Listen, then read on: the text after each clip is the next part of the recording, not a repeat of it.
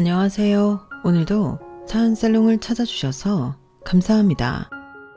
저는 중학교 교사이자 올해 불혹이 된 여성입니다. 불혹이라는 나이에 저는 조금 걱정하고 절망하기도 했어요. 벌써 제 나이가 이렇게 되었다니 조금 울적해지더라고요. 하지만 걱정하고 울적하다고 해서 불혹을 벗어날 순 없잖아요. 시간의 흐름은 제 마음대로 움직일 수 없으니까요. 그래서 저는 불혹을 받아들이고 그럴 뿐 아니라 조금 달라지기로 했어요. 사실 저는 가족이라는 가치에 허우적거리는 삶을 살았어요. 무슨 행동을 하든 가족의 시선에 맞춰서 살았죠. 가족의 규칙이 곧 저에겐 법이었어요. 법이라는 말에서 알 수 있다시피 가족의 규칙을 받아들이면서도 답답하고 숨막힐 때가 없지 않았죠. 때론 가족이라는 울타리를 부수고 싶을 때도 있었어요. 하지만 법이라고 표현한 것처럼 결국 가족애에 순응할 수밖에 없었죠. 어쨌든 가족애와 가족 규칙의 최종적인 목표는 가족의 행복이었으니까요. 저는 제가 편하자고 가족의 행복을 깰 생각을 차마 하지 못했어요. 그리고 그건 결혼을 하고서도 마찬가지였어요. 평생을 가족의 규칙에 맞춰 살다 보니 시댁에서도 시댁의 규칙을 파악하고 거기에 어긋나지 않도록 노력했어요. 그러는 게 시댁의 행복을 위해서 옳다고 생각했죠. 그래서 대체로 어울리지 않는 옷처럼 느껴지고 이해가 되지 않더라도 참고 인내했어요. 시댁 식구들 중에선 특히 동서에게 그랬어요. 시댁에서의 잡음은 대부분 동서 때문이었거든요. 무슨 사건이 벌어지면 그 사건의 중심엔 늘 동서가 있었죠. 대체로 동서가 시어머니에게 박대를 당한다는 것에서부터 사건은 발생했어요. 시어머니가 동서를 참 미워했거든요. 하지만 그 모습이 너무 지나치고 어떨 땐 이유가 분명하지 않아 무자비할 때가 있었어요. 그래도 저는 교통정리를 할 생각을 안 했어요. 그것이 시댁의 규칙이라고 생각한 거죠. 지금 생각하니 조금 이기적인 마음 같기도 하네요. 그래도 저는 동등하게 시어머니의 편도 동서의 편도 들지 않았어요. 그러자 저와 차별 대우를 받는다고 생각한 동서는 저를 막대하고 험한 말을 했죠. 그래도 저 그 독한 말들을 다 듣고도 동서를 미워하지 않았어요. 일단 가족의 평화를 위해서 그렇게 했어요. 그리고 동서가 어떻게 보면 참 표독스럽지만 저는 치근하게 생각하기도 했거든요. 같은 며느리로서 말이에요. 하지만 부록이 되었으니 변해보자 생각했다고 했잖아요. 저는 제가 이런 대우를 받을 필요가 없다고 생각했어요. 시댁 문제에서 제가 잘못한 건 하나도 없고 더군다나 제가 시어머니의 사랑을 이용해 동서를 더 못살게 굴지도 않았으니까요. 그래서 달라지기로 했죠. 저는 가족의 평화를 깼어요. 더 이상 참고 있지만은 않았죠. 저는 참지 않고 소리를 냈어요. 그러자 어떻게 되었는 줄 아세요? 시댁에서 동서가 방출되었어요. 게다가 동서는 저에게 처음으로 사정사정하며 빌기까지 했어요. 그런 동서의 모습이 같은 며느리로서 같은 엄마로서 안쓰럽기도 했지만 그건 제가 겪어온 걸 보상받기엔 턱없이 부족했어요. 그리고 저희 시댁 식구들은 동선의 가족 없이 새로운 울타리를 만들었어요. 오늘 그 이야기를 들려드릴게요. 저는 3층짜리 횟집을 대대로 운영하는 두 부부의 일남 일녀 중 첫째 딸로 태어났어요. 저희 부모님은 무척이나 가부장적인 사람들로 딸에게 교육을 시키지 않으려고 했어요. 두 아이를 충분히 교육시킬 만큼 버는데도 불구하고요. 그래서 저는 하원 하교를 부모님 횟집으로 했어요. 초등학교 저학년 때는 쪽방에서 TV를 보며 숙제를 했는데요. 초등학교 고학년 때부터는 본격적으로 서빙 일을 도와드려야 했어요. 제 의지는 전혀 없었고 제가 앞에서 저희 가족이 가족의 평화를 중시한다고 했잖아요. 그래서 저희 가족에겐 꼭 지켜야 할 의무가 있었어요. 특히나 저에겐 공부보다 부모님이 하는 횟집 일을 도와드려야 하는 의무가 있었죠. 그래서 초등학교 4학년 때부터 부모님 식당 일을 도왔어요. 음식을 서빙하고 콘치즈와 같은 간단한 요리는 만들기도 했고요. 빈 그릇을 치우고 다시 손님을 맞이했죠. 어린아이가 서빙을 하고 일을 도우니까 대견하다는 손님들도 있었지만 애를 홀대하는 거 아니냐는 손님들도 있었어요. 그럴 때면 부모님은 손님에게 저를 칭찬했어요. 얘가 철이 일찍 들어서 벌써부터 저희를 돕는다네요? 기특하죠? 다시 한 번 더 강조하지만 제가 스스로 일을 돕겠다고 한 적은 없어요. 하지만 그런 말로 부모님은 손님이 더 말할 수 없게 만들었죠. 저는 아직도 저를 안쓰럽게 보던 손님들의 표정을 기억해요. 그리고 가끔은 저희 가족을 아는 손님이 아들, 그러니까 제 남동생의 행방을 묻기도 했어요. 그 집 아들은 어디 갔소? 그도 그럴 것이 연년생이던 제 남동생은 부모님의 가게를 전혀 돕지 않았거든요. 남동생은 제가 부모님 가게에서 일을 할 시간에 학원을 다녔어요. 수학학원, 영어학원, 태권도학원 이렇게 다녔죠. 걔는 학원 가고 없죠. 다니고 싶은 학원이 얼마나 많은지 아주 죽겠어요. 나중에 서울대 가려나? 아, 그래? 남동생은 공부를 잘하나 봐. 딸이랑 아들이 둘 다 참 기특하네. 부러워. 아주 좋겠어. 저는 그 대화를 들으면 속이 부글부글 끓어올랐어요.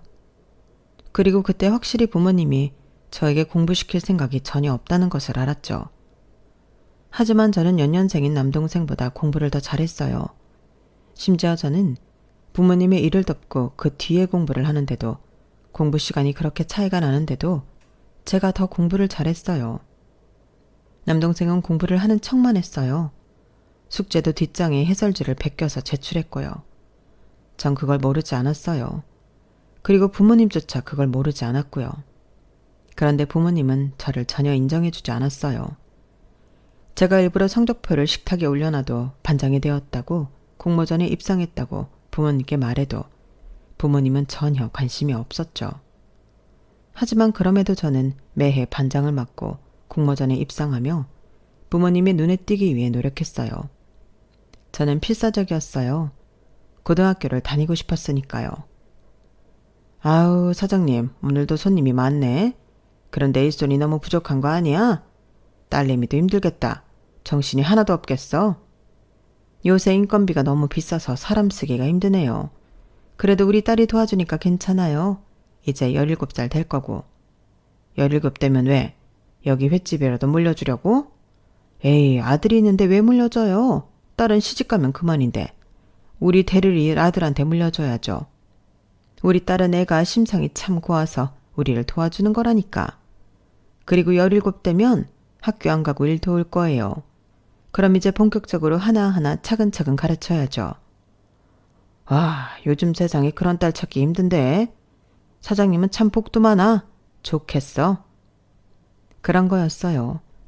부모님은 제가 고등학생이 되면 하루 종일 가게에서 일을 시킬 생각이었어요. 그러면서 본격적으로 생선이나 해물을 다루도록 가르칠 작정이었죠.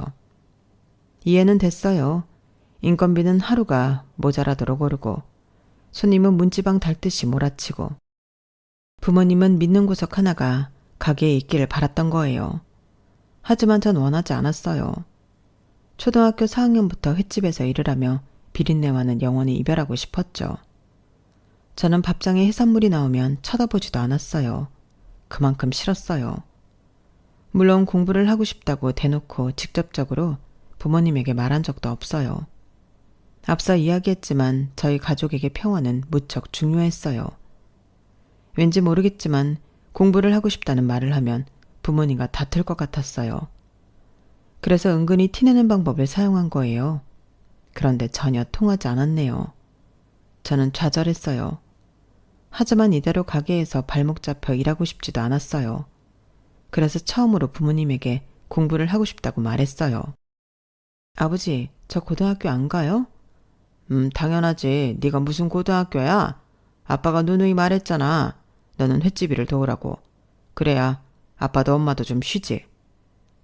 그러면 저한테 물려주실 거예요? 횟집 말이에요. 저한테 물려주실 거냐고요? 넌 시집갈 건데 왜 물려줘? 그럼 우리 식구 가게가 아니라 너희 시댁 식구 가게가 되는 거야. 내가 그 꼴을 보고 있을 것 같아? 아니요. 저 필요 없어요. 횟집 저한테 안 물려주셔도 돼요. 저는요. 전 공부하고 싶어요. 저 인문계 고등학교 갈 성적 충분하고도 남아요. 제가 늘 전교 10등 안에 든다는 건 알고 계세요? 그런데 왜 저를 고등학교에 안 보내겠다는 거예요? 싫어요. 동준이는 보낼 거죠. 저보다 공부도 못하는데. 그건 알고 계세요? 언제까지 입 아프게 말해야 하니? 여자는 공부해서 대학 가봤자 시집가면 다 도루묵이라니까. 너 시집 안 갈 거야? 누구 마음대로 시집 가야지. 어? 그런데 왜 의미 없이 투자를 해야 하냔 말이야. 그럴 바엔 지금이라도 칼질 배우는 게 훨씬 더 도움된다. 아빠도 엄마도 언제나 너를 생각해서 하는 말이야. 그리고 공부? 이건 공부를 잘하고 못하고의 문제가 아니다. 그럴 만한 가치가 있냐 없냐의 문제지. 소은아, 아빠는 말이다. 허수로 돈 쓰는 거 무지하게 싫어한다. 그리고 네가 학교를 꼭 다녀야 할 이유가 뭔데? 학교에서 널 필요로 하는 것도 아니고 학교에서 인정받는 인재인 것도 아니잖아. 그런데 왜 자꾸 학교를 가겠다고 하는 거냐? 들어가서 잠이나 자. 저는 아버지의 그 말을 듣고 방으로 돌아가 생각을 했어요. 그리고 용기 내어 필사적으로 중학교 3학년 때 전교회장에 출마하죠. 저는 사실 내향적인 성격이에요. 새학기가 되면 친구들에게 먼저 다가가는 성격이 아니었죠. 하지만 매년 반장을 하면서 친구들과 공모전에 나가면서 맷집이 세졌다고 할까요? 그리고 저는 절박했어요. 필사적이었죠. 정말 고등학교에 다니고 싶었어요. 그래서 온 힘을 다해 전교회장에 출마했고 당선되었어요. 그리고 그걸 제가 부모님에게 말씀드리자 부모님은 무척 놀라며 고민하는 듯 했어요. 하지만 부모님은 바로 답을 주진 않았어요. 대신 며칠 뒤 가게에서 제가 전교회장이 되었다는 사실을 자랑하더라고요. 우리 딸이 얼마 전에 전교회장이 되었어. 그래서 뭘 해줘야 하나 싶네. 학교에 뭐라도 돌려야 하는 거 아니야? 햄버거라도 돌려야 하는 거 아니에요? 그런데 어머, 손이 너무 대견하다. 전교회장까지 되고. 내가 뭐라도 사줘야겠네. 그러게, 나도 뭘 사줘야겠네. 너무 축하드려요, 사장님. 그리고 부모님은 친인척들에게도 자랑을 했어요. 그리고 제 바람대로 저는 고등학교를 진학하게 되었는데요. 그 이유는 친인척들이 저에게 많은 기대를 하면서 부모님에게 공부를 시켜야 한다고 말했기 때문이에요. 소은이 전교회장 되었다며? 그게 공부뿐 아니라 인간관계도 탁월해야 되는 건데 너무 대견하다. 이러다가 외고 가는 거 아니야? 아주버님, 우리 소은이 어디 학교 보낼 거예요? 무슨 여자가 고등학교야? 전교회장은 회장이고 학교는 학교지. 이 사람 봐. 당연히 학교 보내야죠. 우리 소은이가 이렇게 대단한 인재인데 당연히 학교 보내야지. 자식 인생은 자식 인생이에요. 내 인생이 아니라고. 그리고 그건 아주버님이 더 잘 알면서. 그래, 오빠도 공부하고 싶었는데 돌아가신 우리 아버지가 횟집 물려받으라고 해서 물려받았으면서? 너는 왜 옛날 얘기를 하고 그래? 그리고 나는 남자고 장남이었잖아. 소은이는 여자고 나랑은 다르지. 그런 시대착오적인 소리는 하지도 마. 오빠는 다른 사람도 아니고 딸한테 그러냐? 당장 보내. 돈이 없으면 내가 고모가 내줄게. 돈은 나도 있어. 그래. 보내면 될 것 아니야. 그렇게 저는 고등학교에 가게 되었고 고등학교에서도 학급 실장을 하고 우수한 성적을 유지했어요. 물론 고등학생 때도 부모님의 횟집을 도와드려야 했지만요. 저는 고등학교를 다니고 있다는 것에 큰 기쁨을 느꼈어요. 하지만 고등학교 3학년이 되어서 또다시 굴레에 빠지죠. 부모님이 졸업을 하면 가게에서 본격적으로 일을 하라고 했어요. 많이 봐줬다는 식으로 말이에요. 야자 확인서 봤는데 내가 선생님한테 이야기할 테니까 야자하지 말고 가게로 와. 너는 야자 필요 없어. 네? 왜요? 왜요라니? 왜? 대학이라도 가려고 그랬어? 엄마랑 아빠는 너한테 그런 약속한 적 없는데? 우리가 고등학교도 보내줬으니 이제부터 찍소리하지 말고 가게 도와라. 배울 게 산더미야. 저는 부모님이랑 오랜 시간을 실랑이 했어요. 부모님도 저도 질 생각이 없었죠. 그래, 네가 학교 선생이라도 되면 대학 그까짓 거 다니게 해주마. 사실 저희 아버지가 교사를 선망했고 남동생도 선생님을 만들기 위해 노력 중이었어요. 그래서 저는 원하던 건축학과를 포기하고 사범대에 원서를 넣었어요. 그리고 붙었죠. 부모님은 그 사실을 믿지 않았어요. 부정하셨죠. 그래서 저는 친척들에게 사범대에 붙었다고 소문을 내고 자랑을 했어요. 그리고 제 계획대로 고모며 작은어머니가 저를 대학에 보내라고 난리를 쳤어요. 그렇게 저는 사범대에 들어가 매년 장학금을 받으며 우수한 성적으로 졸업했어요. 그리고 2년 만에 임용고시에 합격해 중학교 수학교사가 되었어요. 남동생은 어떻게 되었냐고요? 현역일 때 수능을 망치고 재수를 했는데 재수를 한 성적으로도 사범대에 갈 수 없어서 대학을 포기하고 부모님 가게 일을 덮기 시작했어요. 부모님은 어차피 남동생이 도와야 할 일이라며 자기를 위로를 했죠. 그리고 중학교 수학교사를 일을 한 지 3년째 되는 해 저는 반가운 사람과 재회를 해요. 그 사람은 제가 졸업반일 때 만났어요. 여름이었고 장마가 시작될 것 같은 꾸물꾸물한 날씨였죠. 대학 동기가 친한 동생을 불러 술을 마시자고 했는데 나가보니 한 사람이 더 있었어요. 게다가 둘 다 까까머리인 게 군인이었어요. 안녕하세요. 지연이 누나한테 이야기 많이 들었어요. 제일 친한 대학 동기라고.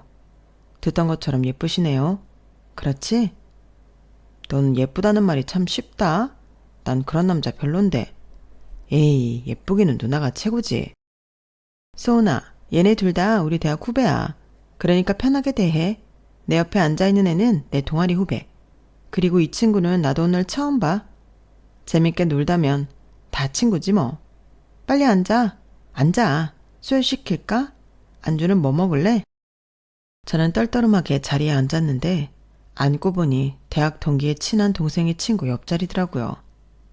왜 자리 배치가 이렇게 되었지 싶었는데 보니까 대학 동기와 친한 동생은 서로 좋은 마음을 나누고 있는 것 같았어요. 서로 속닥거리며 이야기를 하더라고요. 그래서 무안했는데 제 옆자리에 앉은 후배도 마찬가지인 것 같았어요. 저 둘이 그런 것 같죠? 아, 네. 저는 이미 알고 있어서. 에휴, 그런 자리였으면 미리 이야기를 하지. 왜요? 왜긴요. 애초에 안 나왔죠.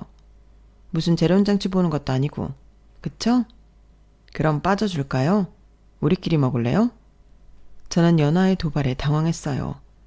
그래서 술잔을 내밀었죠. 저와 후배는 몇 번 단둘이 짜느라고 술을 마셨어요. 그리고 계산을 하고 나오니 대학 동기와 대학 동기의 친한 후배는 사라진 뒤였고 후배만 남아 저를 기다리고 있었어요. 먼저 가고 싶어 하는 것 같길래 보냈어요. 그래서 저도 집으로 가려고 하는데 데려다 주겠다고 해서 그러라고 했어요. 그리고 후배가 휴가를 나오면 가끔 보다가 제가 임용 준비를 하면서 연락이 끊겼어요. 그런데 제가 중학교 수학교사가 된 지 3년째 되는 해에 커피숍에서 만났어요. 누나? 오랜만이네? 나는 또 제대했다고 문자 보낸 거에 답장이 없길래 증발한 줄 알았네요. 이 근처에서 지내요? 이 근처 중학교에서 근무하고 있어. 아, 누나 수학교육과였죠? 임용고시도 본 거예요? 그래서 연락을 제대로 못했어. 늦게라도 연락하지. 아무튼 저 금방 올라가야 해서 번호 안 바뀌었죠? 문자 보낼 테니까 이번에는 답장해요. 그리고 후배는 2시간 뒤에 문자를 보냈어요. 오늘 시간 되냐고 묻더라고요. 그런데 하필 시험 출제 기간이라 너무 피곤해서 약속을 다음으로 미뤘어요. 그리고 시험 기간이 끝나고 제가 답장 안 한 게 너무 마음에 걸리고 미안해서 한번 만났어요. 후배는 많은 부분이 변했더라고요. 처음에 봤을 땐 아기 같았는데 머리도 기르고 멋도 내고요. 운전도 할 줄 알더라고요. 들어보니 근처 건축회사에 다닌대요. 건축회사라.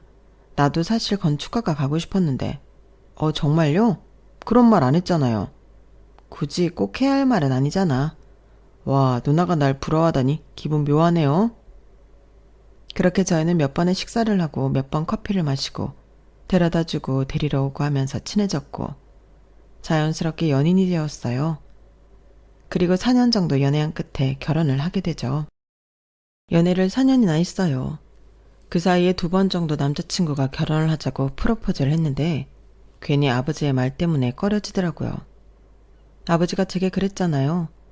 여자는 어차피 시집가고 아이 낳으면 일을 그만둬야 하고 그래서 대학 갈 필요가 없단 말이요. 그렇게 될까봐 두려웠어요. 게다가 저는 중학교 교사로 근무하면서 결혼 때문에 아이 때문에 휴직하다가 일을 그만둔 여선생님들을 많이 봤거든요. 그래서 남자친구의 프로포즈를 보류했어요. 그리고 또 부모님 때문인데요. 가족이라는 게 저에겐 너무 숨막히는 가치여서 가족을 만드는 일이 꺼려졌어요. 저 또한 그런 부모의 자식이어서 제 자식에게 그런 가치를 강요할까봐 그것도 무서웠고요. 게다가 제 연애 사실을 알고 나서 아버지는 제게 중매를 권유했어요. 저는 도무지 부모님을 이길 수가 없었어요. 그리고 끝내 부모님과 있었던 일을 남자친구에게 말하자 남자친구가 해결하겠다고 하더라고요. 남자친구는 불소처럼 저 몰래 부모님을 찾아갔어요. 그리고 무슨 말을 했는지 그날 이후 부모님이 결혼을 허락했더라고요. 그래서 남자친구가 부모님과 독대를 한 지 일주일 만에 날짜를 잡고 결혼을 했어요. 남편에게는 3살 어린 남동생이 있어요. 서방님 부부는 저희 부부보다 2년 빨리 결혼했죠. 서방님과 동서는 저희 부부와 비슷하게 대학에서 만났어요. 서방님은 대학원생이었고 동서는 졸업반이었죠. 도서관에서 자리 싸움을 하다가 웃기게도 친해져서 나란히 앉아 공부를 했고 그러다 연애를 시작했대요. 그런데 시부모님이 동서를 그다지 좋아하지 않은 것 같았어요. 그러고 보니 상견례 때도 이상했죠. 들어보니 사돈 어르신들은 횟집을 하신다고요? 힘드시겠어요. 장사라는 게 어느 날엔 막다가도 어느 날엔 흐리지 않습니까? 아, 저희는 대대로 횟집을 해서 발길이 끊이지 않아요. 단골 손님도 많고 새로 오는 손님도 많아요. 항상 직원이 모자랍니다. 저도 이 사람도 지쳐서 집으로 돌아가죠. 매출은 대충 이 정도 됩니다. 횟집인데도 다른 가게보다 기복이 없는 편이죠. 그리고 저희는 가지고 있는 건물도 있어서 먹고 사는데 크게 문제가 없습니다. 아, 그러십니까? 제가 그 사실은 몰랐네요. 단순히 가게를 운영한다고 해서 잠깐 실수를 했나 봅니다. 기분 나쁘신 건 아니죠? 맞아요. 직업이 귀천이 어디 있겠습니까? 누구는 교수라고 떵떵거리면서 딸 시집 보낼 때 수저 하나도 쥐어주지 않더라고요. 아유, 그런 사람도 있습니까? 아무리 그래도 딸 결혼인데 그럴 수 없죠. 저희는 우리 소은이 잘 봐주십사 아파트 한 채 쥐어보낼까 하는데 괜찮으시겠습니까? 아이고, 그러면 저희야 감사하죠. 역시 제가 한참 잘못 봤나 봅니다. 상견례 자리에서 동서는 아무런 말도 하지 않았어요. 2살짜리 그리고 갓난아이만 보고 있었죠. 그리고 갓난아기가 울기 시작했어요. 그러니 시어머니가 한숨을 쉬었어요. 거 좀 안 울게 잘 봐라. 아니면 애들 데리고 나가든지. 그래서 동서가 나갔던 것으로 기억해요. 그리고 남편에게 들어보니 교수 이야기는 동서의 아버지 이야기라고 하더라고요. 교수 사돈이면 괜찮지 않아? 교수도 돈 잘 벌 텐데 정말 수저 하나도 안 들려보냈어? 그랬던 모양이야. 내 동생 지금 5층짜리 엘리베이터도 없는 빌라에 살아. 매매가가 1억도 안 될걸. 그것도 내 동생이 대출받아서 샀어. 그리고 우리 부모님이 정말 재수 씨를 싫어하는 이유는 혼자 임신해서 결혼했거든. 우리 집도 자기 집처럼 보수적이야. 영 받아들이질 못하더라고. 물론 그걸 다 재수 씨 탓만 한 건 잘못이지만 그리고 내 동생 교수한다고 대학원 갔었다고 했잖아. 그런데 애 아빠 된 와중에 계속 공부를 할 수 있었겠어? 그만뒀지. 내 동생 바이올린 했어. 바이올린 한대 몇 천만 원 하는 거 알아? 그렇게 투자했는데 지금 교수도 못 되고 회사 다니니 부모님도 마음에 안 찰 수밖에 없지. 저는 남편에게 이런 이야기를 들어서 그런지 시부모님의 차별을 체감했어요. 시아버지는 저희 부모님의 안부를 자주 물었어요. 그뿐만 아니라 저희 시아버지가 퇴역 군인인데 군인으로 근무하면서 여러 지역의 특산물을 잘 아셨거든요. 그래서 특산물을 얻으면 저를 통해 저희 부모님에게 주라고 했어요. 하지만 동서에겐 동서 부모님이 어떤지 묻지 않았죠. 그리고 저는 시댁에서 일을 거의 하지 않았는데 그건 시아버지가 저와 대화하는 걸 무척 좋아했기 때문이에요. 하지만 동서에겐 말을 잘 걸지 않았죠. 그리고 저희 부부는 끝내 아이를 낳지 않기로 결정했는데 그 이야기를 듣더니 시아버지는 저를 공감해줬어요. 여자들이 결혼하고 애 낳는다고 일을 그만둘 수밖에 없는데 그건 참 변화가 시급한 사회 문제다. 그렇지? 그래서 난 네 생각을 이해해. 하지만 부부 사이에 아이가 없으면 조금 이상하지 않니? 부부를 성장시키는 게 아이인데. 그러니까 너무 단정 짓지 말고 여유롭게 생각해보렴. 시아버지는 공감해 줄 뿐 아니라 저를 다정하게 회유하기도 했어요. 절대 강요하진 않았죠. 그리고 시어머니도 시아버지가 저랑 대화하는 걸 좋아하니 시아버지와 대화하라며 일을 시키지 않았어요. 그리고 제가 좋아하는 반찬이며 간식이며 사다 두시고 저에게 주시기도 했고 제가 선물한 것들을 대놓고 전시해 두기도 했죠. 그리고 애를 낳지 않겠다고 하니 시아버지와 마찬가지로 저를 공감했고 회유하면서 아이를 봐주겠다고 했어요. 하지만 시어머니도 동서에겐 그러지 않았어요.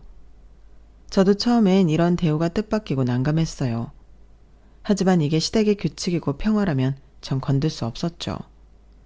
그리고 시부모님의 마음도 차별을 받는 동서의 마음도 이해가 되었어요. 그래서 저는 동서에게 잘해주기로 했어요. 동서에게 다가갔죠. 그런데 동서가 저를 미워하고 있더라고요. 저에겐 어떤 말도 걸지 않고 제가 말을 걸면 차갑게 대답하고 가끔은 저를 무시하기도 했어요. 하지만 그럼에도 저는 동서에게 다가갔어요. 시아버지와의 대화를 빨리 끝내고 부엌으로 가서 동서의 일을 도와주려고 했죠. 그런데 그럴 때마다 시어머니가 와서 저를 자꾸 거실로 밀었어요. 어머니, 동서 혼자 힘드니까 저도 같이 도울게요. 얘는 혼자 살 수 있어. 가져온 것도 없으면 이런 거라도 해야지. 너는 저기 거실로 가서 네 아버님이랑 이야기나 해. 커피 필요하니? 더 줄까? 예, 네 형님 커피나 좀 타라. 시어머니의 말에 동서가 커피를 타려고 식탁으로 갔어요. 그리고 시어머니가 부엌을 잠깐 비우셨고 제가 동서에게 가서 제가 하겠다고 했어요. 내가 할게요. 커피 정도는 내가 탈 수 있어요. 다른 건 못하고요? 네? 할 줄 몰라서 부엌에 안 들어오는 거예요. 아니면 사람이 영악해서 그러는 거예요? 내가 손아랫 사람이라고 안주하는 것 같은데 내가 형님이어도 이랬을 거예요? 내가 천대받으니까? 천대받다뇨. 무슨 그런 말을 해요. 다 알면서 아닌 척하는 그 꼴이 더 기분 나쁘거든요. 커피 탔으니까 가져가요. 그리고 나 도와준다는 셈 치면서 부엌 들어오지 말고요. 도와준다고 하는 게 저한테 전혀 도움 안 되거든요.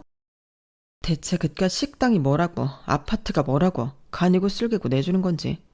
아주버님한테 들었겠지만 저희 아버지는 대학 교수예요. 비린내 나는 그쪽 친정이랑 비교도 안 된다고요. 그러니까 고작 반찬 몇 개 받았다고 인정받았다고 생각하지 마세요. 언제 내 꼴 날지 몰라요. 그쪽 친정 망하는 순간 내 꼴 나는 거라고요. 그 정도는 파악하고 있죠? 대체 무슨 말을 하는 거예요? 또 모르는 척. 그러는 게 더 얄미운 거 알아요? 빨리 나가요. 더러운 꼴 보기 싫으니까. 그리고 미리 말해두는데 내 가방이랑 구두 그리고 애들 옷들 전부 명품이에요. 나 우리 식구들 절대 형님 내에 뒤지지 않는다고요. 그러니까 우리 식구들 나 무시할 생각 말아요. 그 이후로 동서는 저와 단둘이 남을 때면 비슷한 소리를 했어요. 그리고 시부모님의 차별은 더 심해졌는데요. 왜냐하면 저희 부부가 작년에 아이를 낳았거든요. 시부모님이 굉장히 좋아하셨어요. 시어머니는 정말 아이를 봐주시기도 했고요. 그래서 제가 의도한 건 아니지만 시댁에서 가족들끼리 모이는 자리에 부엌 일은 동서가 다 도맡아야 했어요. 저는 그게 은근히 미안해서 동서 눈치를 보곤 했는데 제가 아이의 분유를 타러 부엌에 들어갔을 때였어요. 저기요, 애 혼자 못 봐요? 아니면 애를 어머님한테 맡겼으면 부엌으로 들어오든지 해야 하는 거 아니에요? 내가 이 집 사람들 식모처럼 있다고 그쪽 식모이기까지 한 건 아니에요. 대체 뭘 믿고 그렇게 멍청하게 가만히 있는 거예요? 애도 혼자 못 보는데 애는 뭐하러 나왔어요? 혹시 날 더 괴롭히려고 나온 건 아니죠? 동서는 무슨 말을 그렇게 해요? 아니, 낳지 않겠다고 딩크족 하겠다고 선언한 게 엊그제 같은데 이렇게 금방 나으니까 이상하잖아요. 게다가 시어머니가 봐준다고 홀라당 애나 맡기고. 대체 그렇게 할 거면 아이는 뭐하러 낳았어요? 애는 엄마가 키우는 거예요. 이왕 이렇게 된 거 일도 그만둬요. 내가 키워봐서 아는데 일하면서 애 절대 못 키워요. 저는 기가 막혀서 얼른 분유를 타서 거실로 갔어요. 그리고 한 달 정도 시댁에 가지 않았는데요. 동서에게 문자가 온 거예요. 형님, 저희 아파트로 이사했어요. 집들이 하려는데 오세요. 처음 보는 다정한 말투였어요. 그러고 보니 시어머니에게 동서가 빌라 생활을 청산하고 3억짜리 아파트로 들어갔다는 이야기를 들었어요. 그래서 저는 동서가 원체 기분이 좋은가 보다 싶었어요. 가겠다고 문자를 보냈죠. 그러니 혼자 오라고 하더라고요. 여자들끼리만 뭉쳐요. 어머님이랑 형님이랑 저만요. 다른 식구들은 다음에 부르죠 뭐. 그래서 저는 과일이며 이것저것을 사서 동선의 집에 갔어요. 좋은 아파트였어요. 신축 아파트였죠. 어머, 형님 오셨어요? 인터폰에서 난생 처음 들어보는 동서의 다정한 목소리가 흘러나왔죠. 저는 당황했지만 기쁜 마음을 함께 나누고 싶었고 그간 그늘진 동서의 얼굴에 그늘이 걷어진 것 같아 기쁘기도 했어요. 그런데 동서의 집에 들어가니 동서가 제게 고무장갑을 툭 던지는 거예요. 이게 뭐야? 이게 뭐긴요. 고무장갑이잖아요. 아, 회사 집들이 하는데 일손이 부족해서. 남편 회사요. 사람이 워낙 많거든요. 그래서? 그래서라뇨. 제가 형님 수저놓은 게 몇 번인데 이것도 못 해줘요? 게다가 친정 식당 하잖아. 일 잘할 것 같아서. 저는 말문이 막혔어요. 동서는 제게 고무장갑을 끼워주더니 엉망이 된 싱크대 앞으로 밀어넣었어요. 그리고 저는 설거지를 하기 시작했는데 주변은 시끄러웠고 저를 건드는 말들이 들렸어요. 누구세요? 아, 저희 형님이에요. 사람이 참 좋아서 일손 모자라다니까 도와주네요. 친정이 식당 하거든요. 그러면 전문가네. 그렇죠. 아, 소고기 더 드릴까요? 형님, 여기 소고기 좀 더 가져와요. 고무장갑을 낀 채로 오면 어떡해요? 물 다 떨어지나요? 아, 전문가는 아닌가 봐요. 이왕이면 잡채도 좀 더 가져다 달라고 해줘요. 에이, 직접 말하면 되지 뭘 날 통해요. 그냥 편하게 불러요. 아줌마라고 불러도 되고 여러분들 형님은 아니니까요. 아, 형님, 새 그릇에 내와야죠. 아, 정말 왜 이래요? 이래서 어떻게 부인 노릇, 며느리 노릇, 엄마 노릇을 하지? 정말 한참은 더 배워야겠다. 대체 이런 사람을 시부모님은 뭐가 좋다고 물고 빠는지. 시부모님이 형님을 좋아하나 봐? 그러니까요. 집안 살림 하나 잘하는 것도 없고 그냥 친정 가게가 좀 잘 되나 봐요. 건물도 몇 채 있다던데. 그런데 그래봤자 장사꾼 아닌가? 하지만 저희 아버지는 대학 교수시거든요. 그렇지, 대학 교수가 낫지. 교양 있고 품이 있고. 시부모님이 뭘 모르시네. 그러면서 자기들끼리 제 험담을 하는 거예요. 저는 더 이상 참을 수가 없어서 화장실로 가 시어머니에게 전화를 했어요. 시어머니는 놀란 목소리로 저를 위로하고 곧장 달려왔어요. 어머님! 동서가 인터폰에 비춰진 시어머니 얼굴을 보고 안절부절했어요. 그리고 동서가 현관문을 열자마자 짝 하고 시어머니가 동서의 뺨을 때렸어요. 이 배은망덕한 년? 네? 어머님, 그게 무슨 소리예요? 네가 상전이 따로 없구나. 감히 누구한테 무슨 짓을 해? 어머님, 지금 제가 형님한테 일 좀 시켰다고 이러시는 거예요? 아니, 왜 매번 형님만 싸고 노세요? 전현이 뭐가 대단한데요? 뭐가 대단하냐고요? 이 집이 어떤 집인지 네가 알고도 나한테, 아니, 네 형님한테 이러는 거냐? 아, 어머님이 돈 빌려주신 건 감사하게 생각해요. 하지만 그게 형님이랑 무슨 상관인데요? 너한테 준 2억, 네 형님 돈이다. 동서의 눈이 흔들렸어요. 맞아요. 동서가 3억짜리 집을 얻기 위해 1억만 대출을 할 수 있었던 것은 제가 시어머니를 통해 2억을 빌려주었기 때문이에요. 사실 서방님이 아파트로 이사를 가고 싶어 하는 것을 안 시어머니가 제게 부탁을 했거든요. 소은아, 내가 염치가 없지만 부탁 하나만 할 수 있을까? 그나마 처지가 넉넉한 게 너희 부부잖니. 이번에 새로 올린 아파트 있지? 그 아파트로 네 동선의 부부 이사시키고 싶은데 도와줄 수 있겠니? 저는 처음엔 거절하려고 했어요. 저희도 아이가 생겼고 나갈 돈이 한두 푼이 아니었으니까요. 하지만 시어머니가 저에게 부탁한 게 처음이었어요. 그러니까 사실 시어머니는 너무 안타까운 마음에 동선의 부부를 홀대한 거였어요. 세상에 안 아픈 손가락이 어디 있겠어요. 저도 아이를 키우는 중이라 그 마음을 알게 되었으니 차마 거절할 수가 없겠더라고요. 남편과 상의를 한 끝에 시어머니에게 2억을 빌려드렸어요. 어머님, 대신 제가 줬다는 말은 하지 마세요. 왜? 그냥 어머님이 준다고 하면 더 기쁠 거 아니에요. 사실 말은 그렇게 했지만 동서의 자존심을 생각해서 그랬어요. 저 때문에 차별받는데, 그래서 저를 미워하는데 제 돈으로 아파트를 사게 되면 동서의 자존심에 심한 상처가 날 것 같았거든요. 가족이라면 그러면 안 되잖아요. 그게 가족의 평화를 위한 거잖아요. 하지만 전 올해 불혹이고 이렇게 된 이상 참지 않기로 했어요. 동서가 놀라서 저를 쳐다봤어요. 제가 고무장갑을 바닥에 던졌죠. 동서의 집에 있던 모든 사람들이 놀란 표정으로 저를 쳐다봤어요. 내가 사정이 참 딱해서 빌려줬는데 그것도 네가 불편할까봐 어머님이 주는 돈이라고 하면서 빌려줬는데 너는 그걸 모르고 그래. 모를 수 있다고 쳐도 기어이 날 이런 식으로 대하네? 차라리 내가 주는 돈이라고 말할 걸 그랬다. 그래서 네가 찍소리도 못하게 만들 걸 그랬어. 아니, 이게 대체 무슨 말이에요, 어머님? 어머님이 주신 돈이랬잖아요. 어머님한테 그럴 거 없어. 내가 준 돈이라고 말하지 말라고 했으니까. 너를 위해서 그랬어. 나 때문에 그토록 차별받는 네가 안쓰러워서 네 자존심 좀 지켜주려고 그랬어. 그런데 너는 나를 여전히 이렇게 대하네? 여유로워진 만큼 마음도 넉넉해져야 할 거 아니야. 나를 위하는 척 하지 마. 정말 가증스러워서 내가 너 때문에 얼마나 힘들었는데 그걸 너도 알고 있잖아. 그러면서 나를 위해 이런 것도 못 해줘? 내가 너 때문에 당한 게 얼만데. 그러면서 동서는 바닥에 주저앉아 울었어요. 그러자 시어머니가 제 앞에 서서 저를 감쌌어요. 더 얘기할 것도 없다. 나 너한테 참 할 말이 많아. 내가 너를 미워한다고? 그래, 나는 너 미워한다. 내 아들 팔자 네가 꾼 것도 모자라 불태워서 아주 미워한다. 너 때문에 우리 아들이 대학원 졸업 못하고 지금까지 개고생하는 거 아니냐? 어머님, 그건 아드님의 선택이었어요. 그리고 저희 부부의 결정이었고요. 그런데 왜 자꾸 그렇게 생각하세요? 게다가 너희 부모는 어떻게 했니? 네가 임신했다고 손주가 혼수니 혼수는 필요 없지 않냐고 하질 않았니? 그리고 교수시계나 되어서 이것도 못해준다 저것도 못해준다 하질 않나?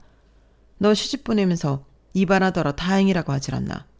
그리고 대학원생이었던 우리 아들 팔자 꾼 건 생각도 안 하고 대학원생이라고 무시하질 않나? 내가 그때만 생각하면 아주 속이 뒤집혀. 그리고 너도 지금이야. 이렇게 주눅 들어 보이지만 처음엔 어땠니? 눈에 불을 켜고 날 노려보지 않았어? 너 예쁘게 안 본다고 말이야. 내가 어떻게 너를 예쁘게 보겠니? 혼전 임신했다고 친정에서 버림받은 애라고 그것만으로 널 미워한 게 아니야. 애초에 네가 예쁜 짓을 하긴 했니? 무작정 예쁘게 보라고만 했지. 그리고 내가 너 우리 아들 돈으로 사치 부리는 거 모를 줄 알아? 아니 어머님, 제가 언제 사치를 부렸어요? 우리 아들이 너 때문에 빌린 돈만 수천만 원이야. 애들 때문에 드는 돈이 많다고 늘상 그런 말을 하지만 여자의 촉이 있는 거다. 네 가방, 구두, 애들 옷들 전부 명품이잖아. 게다가 너 이번에 차도 바꾸고 전기차로. 그거야 필요해서 산 거죠. 나 우리 아들 벌이 모자란 거 안다. 그러면 너도 움직여야지. 뭐든 해야지. 집에서 살림하면서 애들 유치원 보내고 탱자탱자 놀고 아니면 절약하면서 알뜰살뜰 살든지. 네가 산 명품들 내가 보고 있자면 한숨이 절로 나온다. 네가 이렇게 구는데 내가 널 어떻게 예뻐하니? 시어머니는 폭탄처럼 말했어요. 저는 시어머니를 진정시켰어요. 매일 우리 집 들어올 때마다 썩은 표정을 하고서 그래, 네가 원하는 대로 앞으로 우리 보지 말자. 내 장례식에도 오지 마라. 저는 흥분한 시어머니를 현관 밖으로 모시고 동서를 쳐다봤어요. 동서는 계속 바닥에 머리를 대고 울고 있더군요. 동서도 이제 그만하고 나중에 어머님한테 사과드려. 내가 무슨 사과를 해야 하는데 나를 죽도록 미워해놓고 어떻게 예쁜 척을 하라는 거야? 그리고 했으면 정말 나를 예뻐는 했고? 거짓말. 다 새빨간 거짓말이야. 그래도 어머님 마음도 전혀 이해 못할 건 아니잖아. 부모 마음이라는 게 그런 거 아니겠어? 내가 왜 그딴 걸 해야 해? 나는 아직도 너 같은 것 때문에 더 비교당하고 더 구박당한 게 억울해. 네가 뭐가 잘나서 내가 너 같은 거랑 비교당해야 하냐고. 네가 뭔데? 뭐가 잘났는데? 비린내 나는 가게 꼴랑 그거 가지고 교수 아버지를 둔 나를 구박해? 난 언니가 외교관이고 오빠가 증권회사 다녀. 근데 넌 동생도 횟집에서 일한다며. 고작 그거 가지고. 계속 비린내 나는 횟집이라면서 비하하는데 그래, 나도 우리 가게 부끄러울 때 있었어. 하지만 그건 딸이 나만 할 수 있는 일이야. 남은 그렇게 생각하면 안 돼. 내가 너희 아버지 직업 비하하면 좋아? 직업에 귀천은 없어. 그리고 넌 그 직업조차 갖고 있질 않고. 뭐? 나도 마음만 먹으면 일할 수 있어. 지금은 애들을 봐야 하니까, 애들한테 엄마가 중요하니까. 엄마라는 방패로 지 몸을 가린 거겠지. 그 악독한 몽뚱아리 튀어나온 줄도 모르고. 악독해? 너 말 다 했어? 결혼 생활하는 동안 너를 지켜보면서 나는 네가 왜 억울한지 이젠 모르겠다. 어머님 말대로 지 팔자 지가 꼰 게 맞는 것 같아. 네가 혼전 임신해서? 네가 네 부모한테 팽당해서? 아니, 그것도 있겠지만 애초에 지금의 너를 만든 건 너야. 그저 억울하기만 했지 네가 한 게 뭐가 있는데. 부모가 아닌 이상 가만히 있는다고 사랑해줄 사람 없어. 넌 아무것도 노력하지 않았어. 그리고 나에게 분을 풀었지. 현명하지 못했어. 넌 나를 아군으로 만들어야 했어.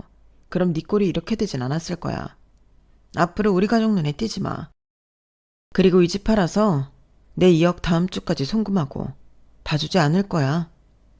그렇게 저는 동서의 집에서 나왔어요. 그리고 다음 날 서방님과 동서가 와서 고개를 조아리고 두 손을 싹싹 빌며 사과했죠. 집이라도 어떻게 해달라면서요. 딱했지만 거절했어요. 당장 2억 내놓으라고 말이죠. 그리고 보름 뒤 서방님은 제 통장으로 2억을 송금했어요. 남편에게 들어보니 동선의 가족은 다시 전에 살던 빌라로 들어갔다고 해요. 차도 팔았다고요. 그리고 시어머니는 무척 화가 나서 서방님조차 볼 생각이 없다고 했어요. 그래서 이번 명절에도 서방님네 가족 없이 지냈어요. 저는 가족의 평화를 깬 것 같아 마음이 좋지 않았어요. 하지만 그런 저에게 시어머니는 제가 잘못한 게 하나도 없다면서 동서는 변하지 않을 거라고 말했어요. 남편도 마찬가지로 그렇게 말했고요. 그래서 저는 홀홀 털어버리려고요. 여기까지가 제 사연입니다. 부록이 되어 가족의 울타리를 깨고 새로운 울타리를 만든 저의 이야기 어떻게 들으셨나요? 저처럼 끈끈한 가족애를 위해 많은 것들을 포기하고 있는 분들 그러지 마세요. 무엇보다 자신을 지키세요. 자신보다 중요한 건 없어요. 저도 이제부터는 제 자신을 지키면서 살려고요.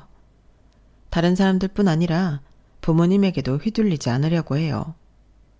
제 사연은 여기까지입니다. 들어주셔서 감사합니다. 행복한 하루 되세요. 여러분, 사연 댓글에 응원과 현명한 조언 부탁드려요. 좋아요와 구독은 저에게 큰 힘이 됩니다. 오늘도 좋은 일 가득하세요.